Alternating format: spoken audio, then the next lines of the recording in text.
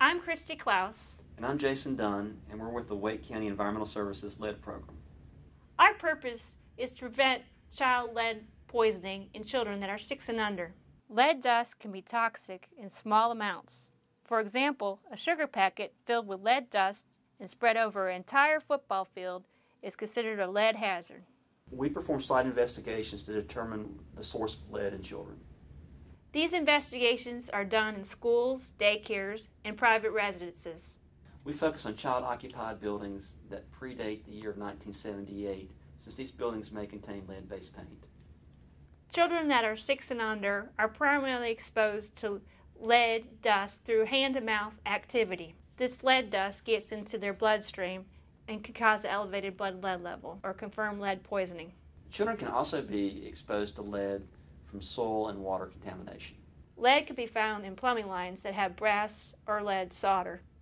Children can be exposed to lead from other sources, such as vinyl mini blinds, spices that are grown in contaminated soils, foreign toys from overseas, foreign makeup products, and some Mexican candies. When we do a lead investigation, we take X-ray readings to see if there's any lead paint in building components. When we do an investigation, we also do environmental sampling, and we would sample dust,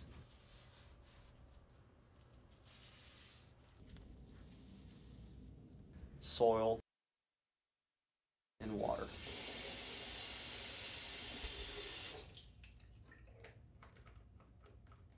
We take these samples to the North Carolina State Lab for analysis. Hi, I'm Bonnie Forbes. I'm a chemist. And here at the State Lab, we analyze environmental samples for lead using the flame atomic absorption method. The flame AA aspirates a sample that's been liquefied into the flame where it becomes atomized. And I'd like to demonstrate the flame. The probe sucks up the flame, and this is lithium. That's why it looks like a pretty color. The flame atomizes the sample as it's aspirated in there.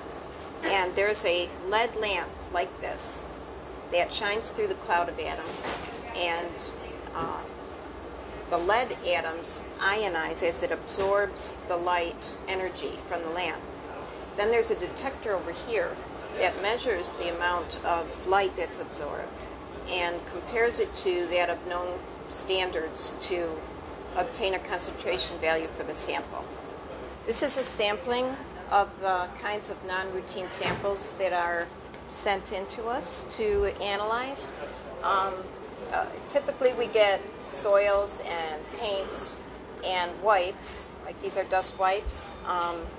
They're wiped on windowsills and so on and get sent in. And we have toys.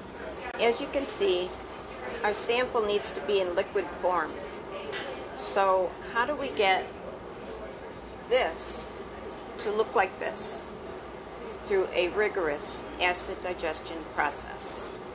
We'll initially give it nitric acid, 2 increments and then 5 increments, so as to not put too much in too quickly. Heat that for 2 hours, then I'll add 2 mLs of water to sort of dilute it a little tiny bit before I add 2 mLs of hydrogen peroxide, which will get quite a reaction. Another 2 hours, and then the last will be with very strong hydrochloric acid concentrated, 20 minutes.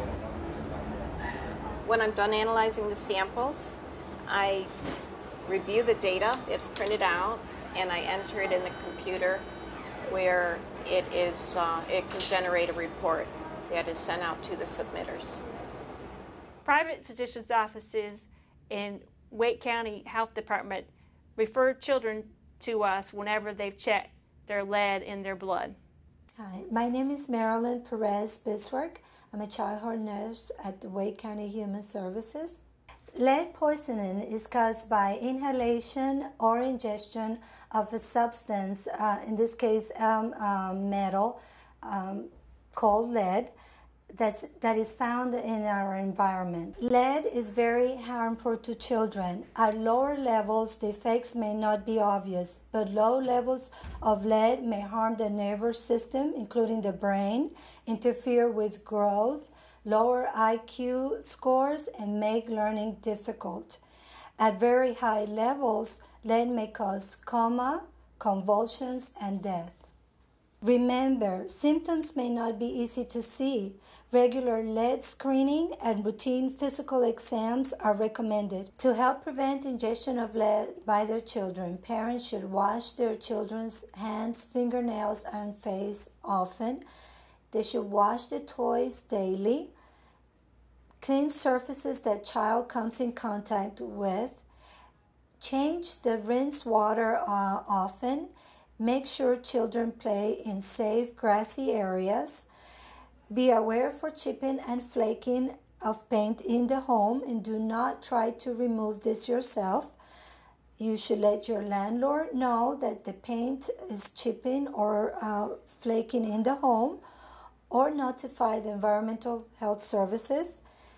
Shower and change before coming in contact with your child if you work or suspect that you work with lead, and wash your clothes separately from those of your children. Here at the Wake County Human Services, the health department, age is the main reason that we will do a lead test, or that the doctor will order a lead test. The initial test that's done is a capillary. That means it's taken from a finger prick that's done on the child's finger. The elevated lead has to be confirmed with a venous blood draw because there could be contamination on the child's finger. Desired results will be from 1 to 9 micrograms per deciliter. That is considered normal. If the lead level is 20 and above, that is considered lead poisoning, and a home lead investigation is then mandatory. We monitor renovations to verify the proper removal of lead hazards. We also perform clearance inspections to verify that the renovations have been completed properly, and we do environmental sampling as a follow-up to verify that no lead dust or high lead levels of lead in soil or water remain. These are examples of remediation work to remove lead hazards.